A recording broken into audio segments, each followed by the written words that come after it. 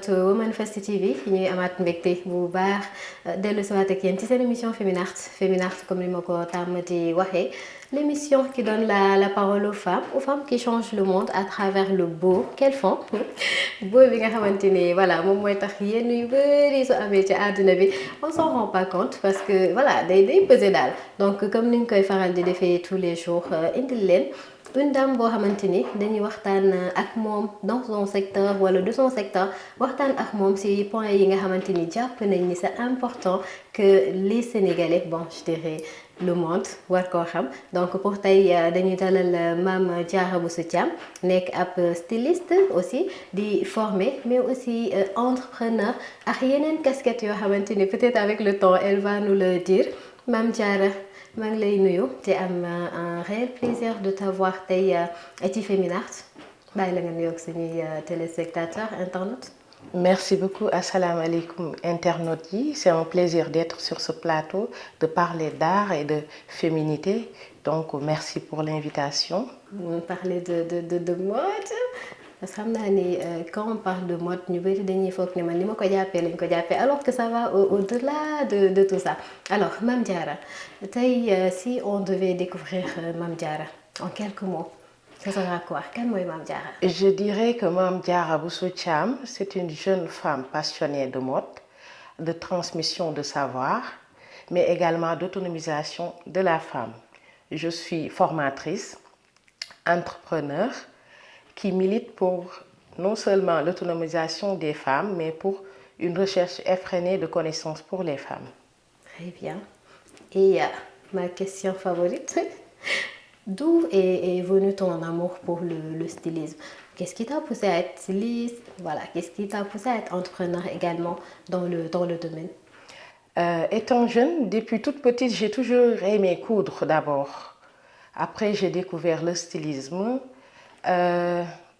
J'aimais tout ce qui était élégant, tout ce qui se rapportait à la créativité, à la création, tout ce qui était extraordinaire qui m'a poussée à faire du stylisme.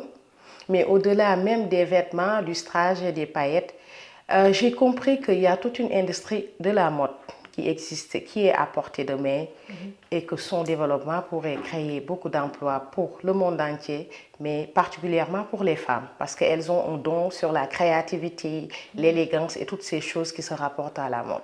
Très bien.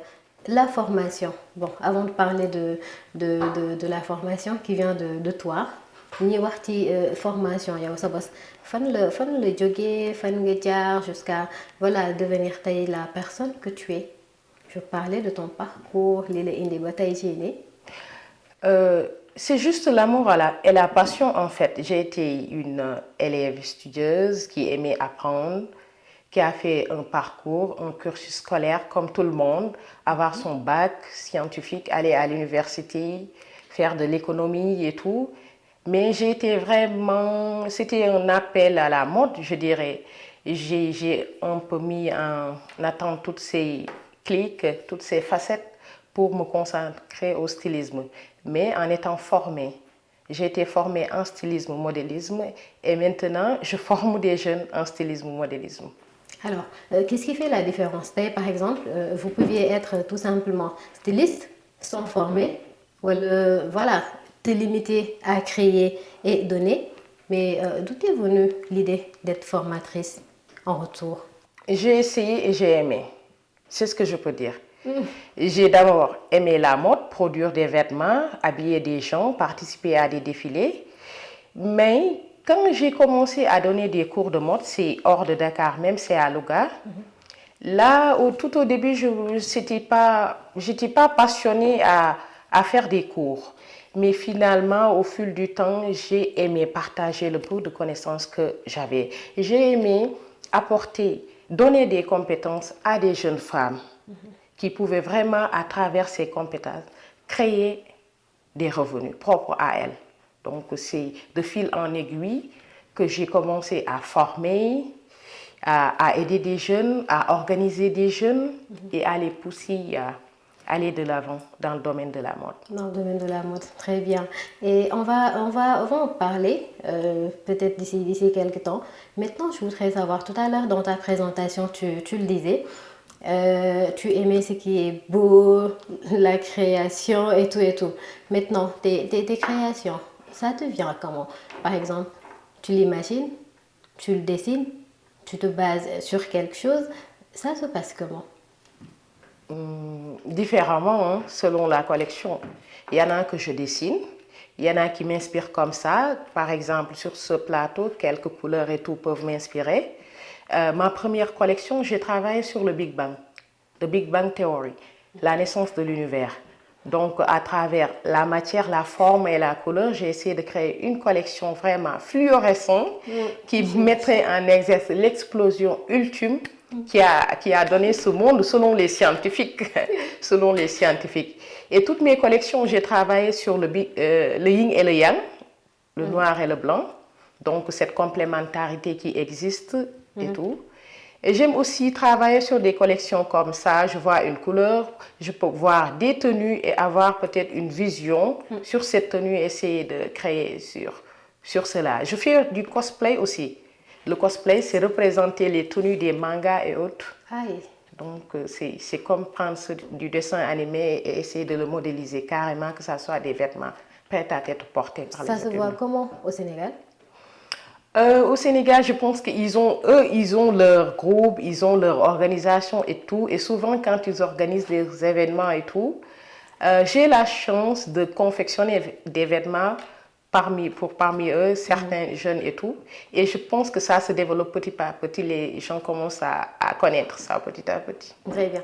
La féminité dans la création, ça se sent, par exemple, aujourd'hui. Quand tu crées en tant que femme, avec les couleurs, ou bien, je sais pas, la manière de faire. Quelle est la place de la féminité dans ça? Par exemple, aujourd'hui, quand tu fais une création, est-ce que par le simple regard, la personne peut sentir que c'est une dame derrière cette création? Ou bien? Ça dépend de ce que le styliste veut montrer. Je dirais pas, c'est pas par rapport au genre de la personne, mais ça dépend de son but de la créativité. Qu'est-ce que je veux faire comprendre? Qu'est-ce que je veux montrer? Parce que c'est tout un langage, c'est tout un code, c'est une expression de ce que nous ressentons. Donc la féminité, moi souvent je dis que souvent les tenues de femmes ont une finesse. Elles ont la main légère, elles ont cette finesse qui se découvre lorsqu'on voit une tenue faite par une dame. Nous suivons scrupuleusement les détails. Nous aimons les détails, on a l'habitude de nous le dire de manière négative, mais ce sont ces détails qui sont vraiment importants en matière de mode, en matière de créativité. Très bien. Et c'est quoi la matière principale dans tes créations? J'utilise toutes les matières, hein.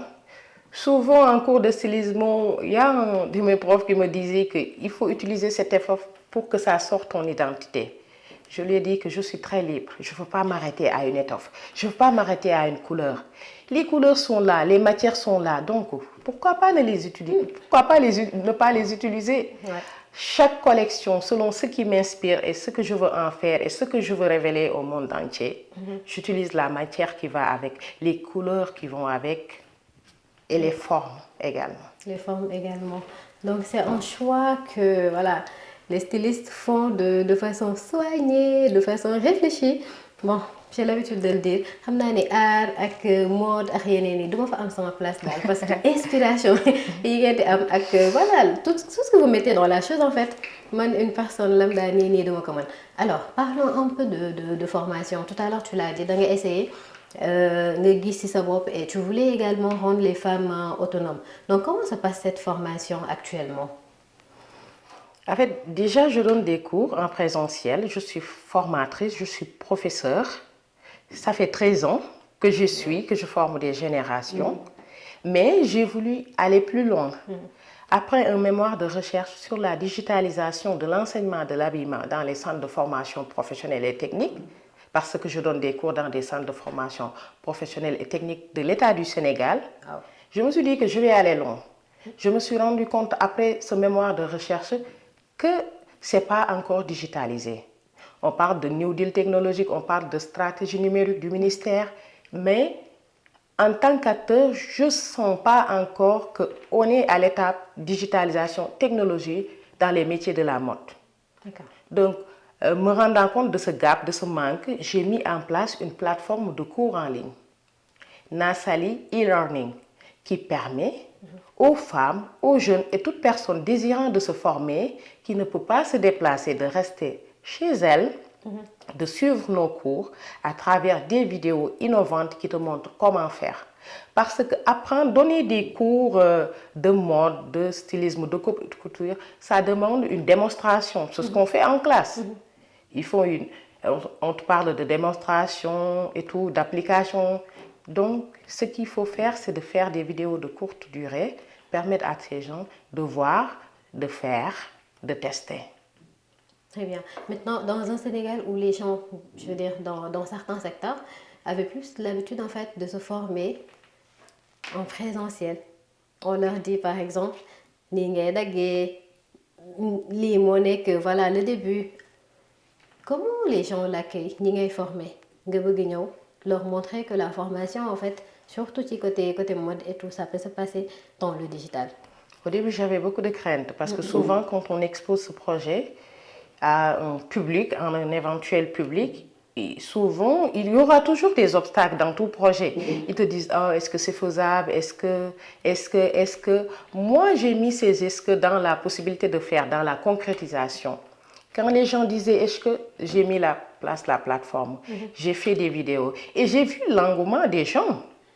Tu vois 200 inscrits dans un cours. Donc, tu te vois, les jeunes, ils sont digitalisés. Hein?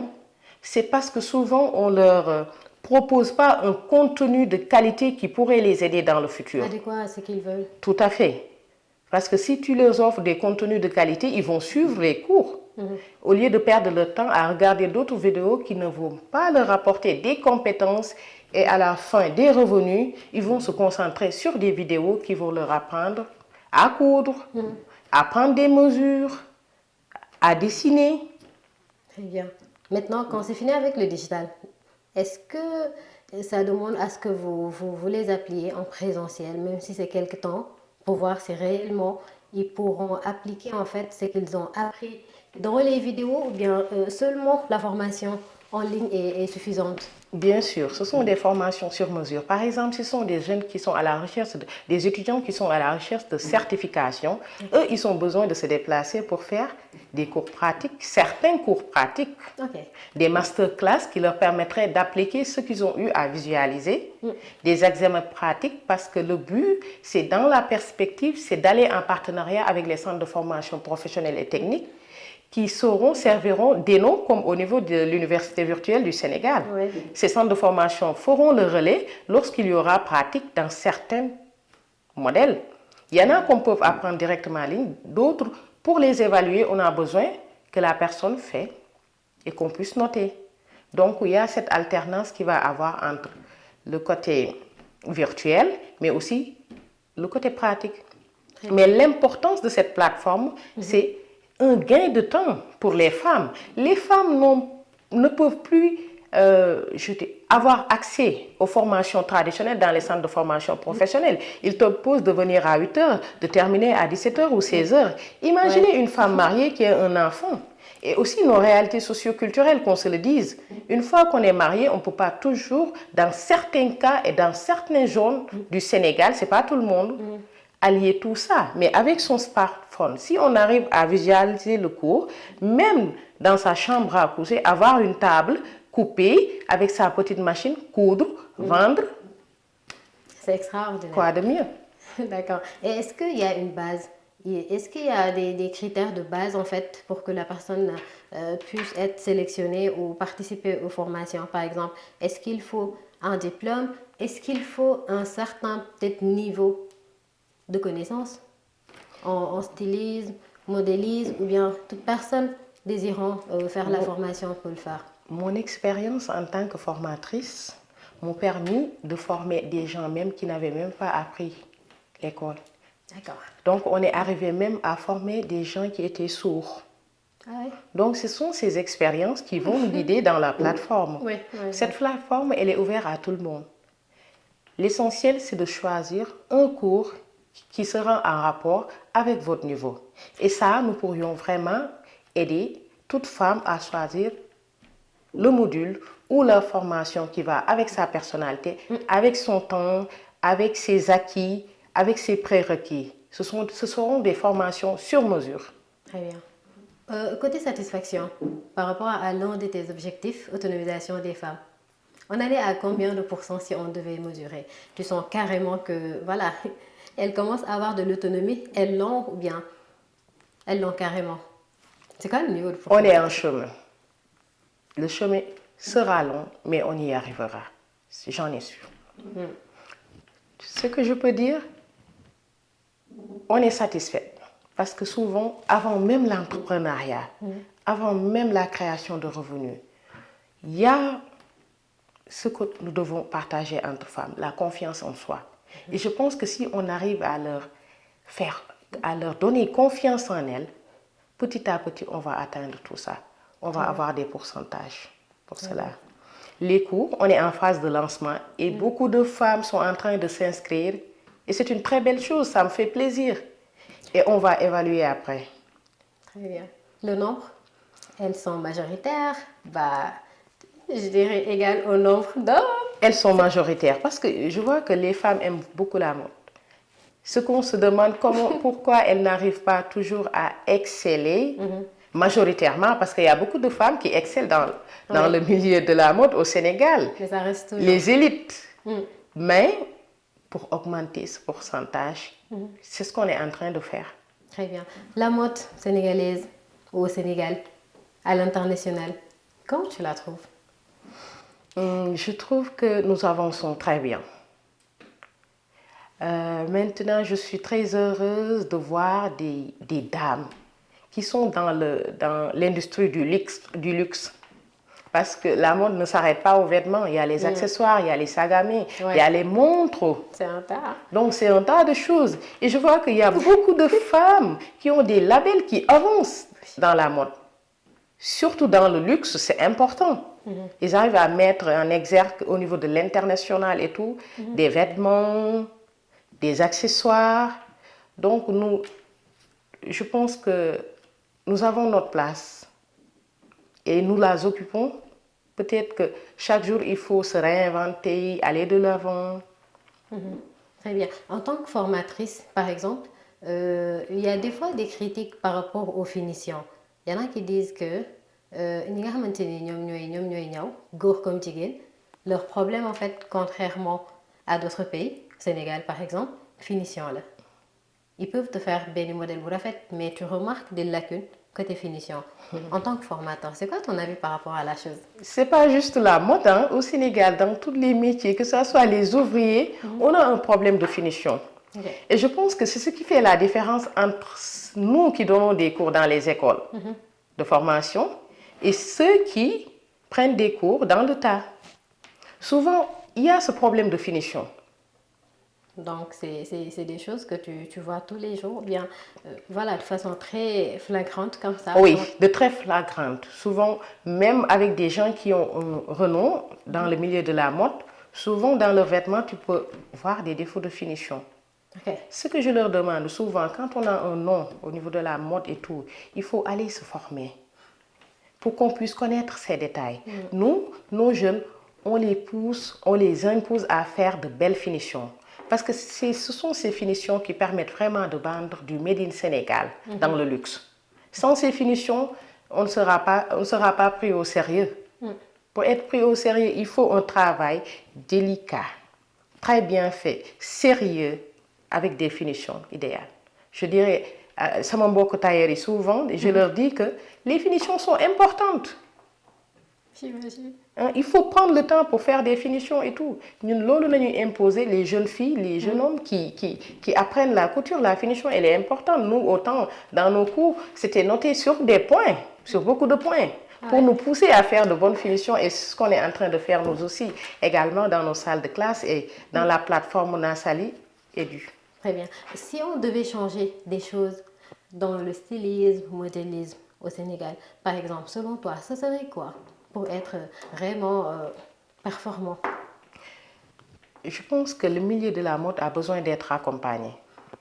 Nous ne devons pas penser industrie. Tout à l'heure, je t'ai dit que quand je parle de mode, souvent, moi, je mets à l'écart les strass et les paillettes et je parle d'industrie. L'industrie de la mode est là. Ce sont des chaînes de valeur. Et chaque chaîne de valeur peut apporter beaucoup de choses au pays.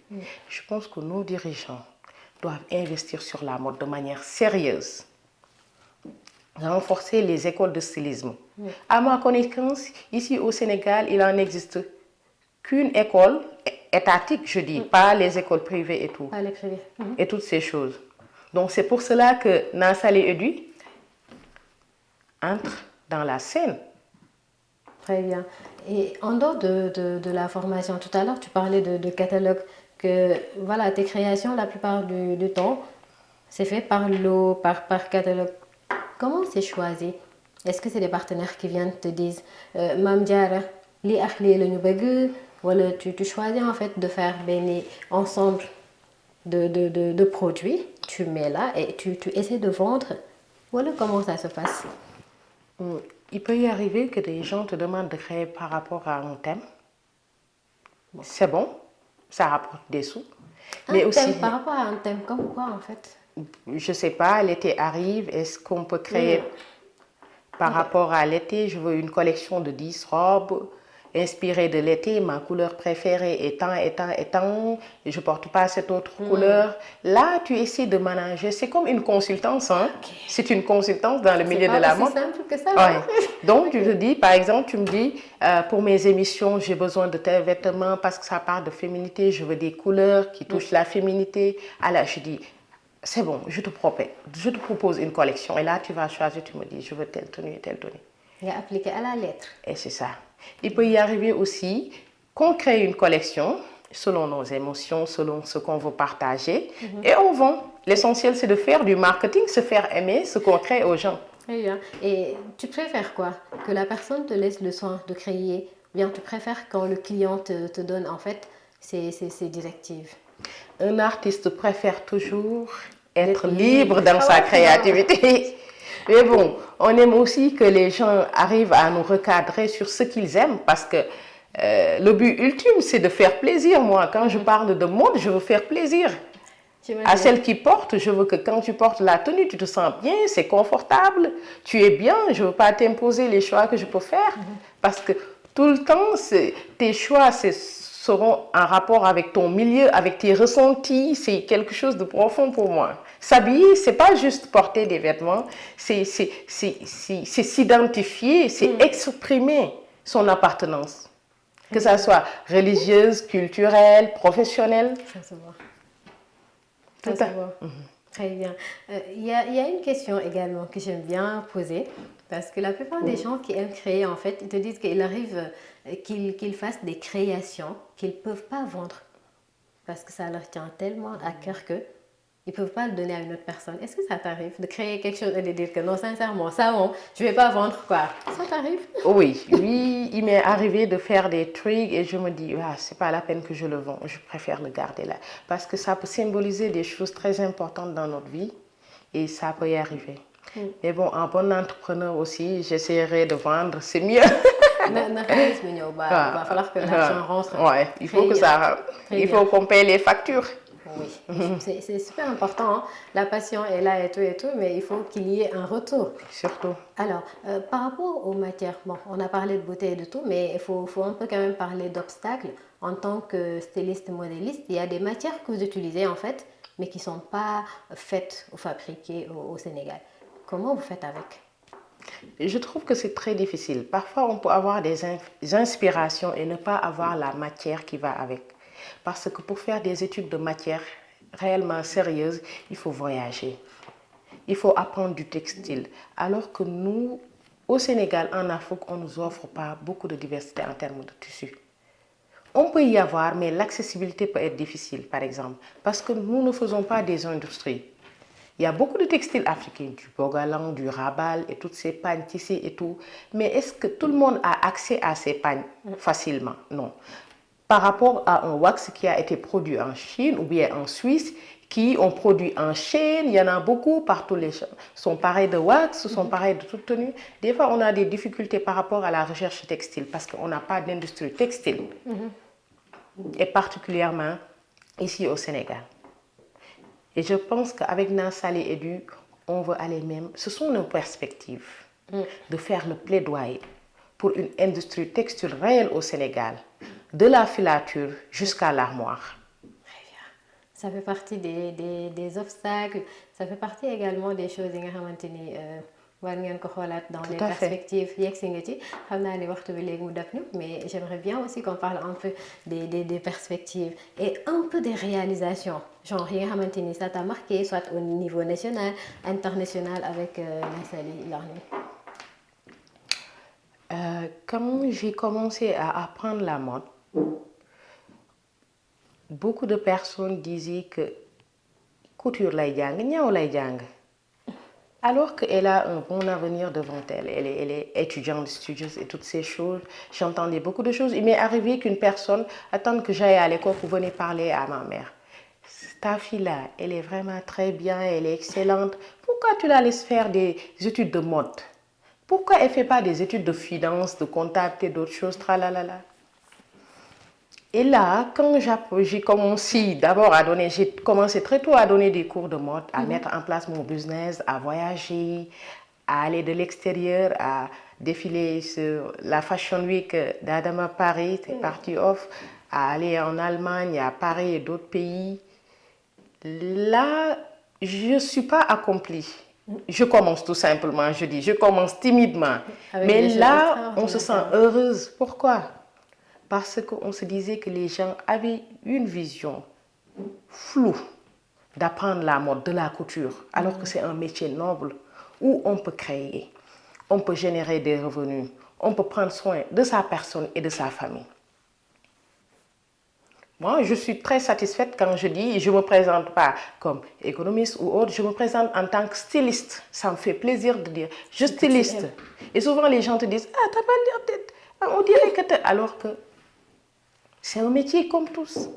La couture, même ce qu'ils apprennent dans les ateliers, c'est un métier comme tous.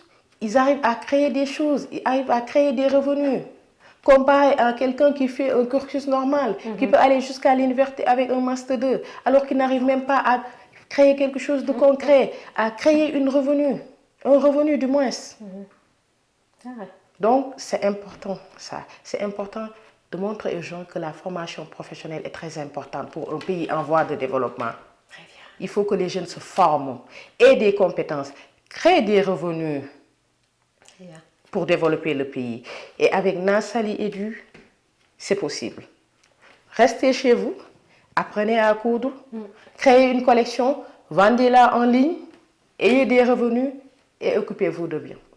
Ça se passe dans les autres secteurs, pourquoi pas dans le stylisme, il n'y a pas de raison. Alors, je ne pourrais terminer sans poser une seule question.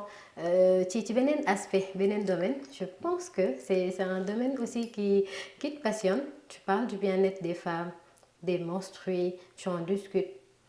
Tout à fait. Je milite pour la cause des femmes.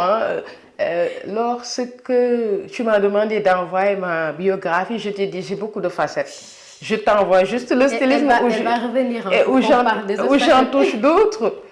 La gestion de l'hygiène menstruelle, c'est quelque chose qui me tient à cœur. C'est important qu'on puisse informer les jeunes sur les problèmes lorsque l'hygiène menstruelle n'est pas bien gérée. Et souvent, ça se répercute jusqu'à ce qu'on soit des dames, qu'on soit des adultes, qu'on a des problèmes pour enfanter, on a des infections. Alors que ce sont des sujets tabous, on n'en discute pas à la maison, on n'en discute pas à l'école. Je pense que c'est une question de santé nationale, de dignité pour les femmes, d'en parler, d'éduquer les jeunes filles sur la GHM. J'ai eu à former des jeunes femmes jusqu'au Niger sur la GHM, sur comment créer des kits de serviettes réutilisables qui sont maintenant plus sûrs comparés à certaines serviettes industrielles qui peuvent causer des problèmes à l'avenir. On ne sait jamais. Ça va même participer à bien montrer ce que la mode peut faire. Tout à fait. C'est extraordinaire. waxtu bi xamoon naa ne nii la ñu nar a def on n'a même pas fini ak li ñu waroon a wax yëpp. Mais cette question elle m'intéresse particulièrement donc je vais te faire la promesse de revenir pour ñu waxtaan ci xam naa ne am na ñu doon xaar pour nga développer. Alors je vais te laisser dire ton mot de la fin et j'aime bien que tu fasses passer un message aux dames yi nga xamante ni peut-être amuñu woon je veux dire l'audace bi nga am poursuivre ses rêves bien que am na ñu gëmul woon et tout. Il y en a qui sont derrière, qui veulent, mais qui ont tout le temps des freins. J'aimerais que tu fasses un message pour ces dames-là et en même temps ton mot de la fin avec promesse dellu si waat.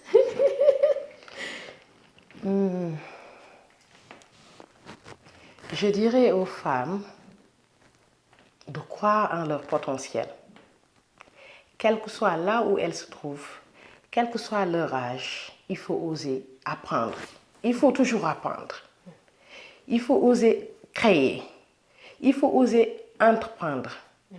C'est par là que nous pouvons arriver à l'autonomisation. Et l'autonomisation rend forte. L'autonomisation protège la femme parce que lui rend sa dignité. C'est très important. Et je dirais que toute femme est une lumière. Toute femme est une lumière qui peut inspirer, qui peut éclairer le monde. Si elle sait comment s'y mettre et comment s'y faire. Ça c'est vrai. Donc am na loo xamante ni mënatuma ko ci dolli daal hein. C'était un très très beau message. Je vais pas gâter ça par des mots. Donc juste dire merci beaucoup Mame Diarra pour le partage. Merci pour l'amour que tu portes à cette chose là nga xamante ni moom mooy lépp lu rafet li nga xamante ni mooy les efforts que tu fais pour les femmes particulièrement. Je sais qu'il y a des hommes mais moi je vais parler que des femmes. Et les efforts que tu fais pour les rendre autonomes, c'est super important. Merci et je pense qu'à travers toi, beaucoup quand même vont faire un autre pas en avant et je sais qu'ensemble, on peut arriver à faire énormément de choses. Donc merci aux internautes de Woman First TV, à l'équipe technique qui était derrière. Donc je vous donne rendez-vous très bientôt, tu es Feminart, avec des femmes encore plus inspirantes. D'ici là, portez-vous très bien. Merci.